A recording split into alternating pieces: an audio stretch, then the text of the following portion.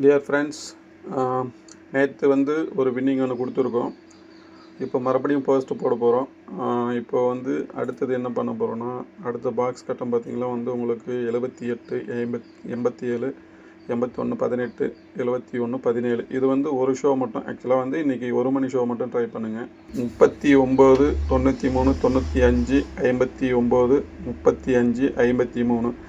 இது வந்து 1 மணி ஷோவும் ஃபாலோ பண்ணணும், 6 மணி ஷோவும் ஃபாலோ பண்ணணும். 6 மணிக்கு வரையும் இதை ஃபாலோ பண்ணணும், சரிங்களா?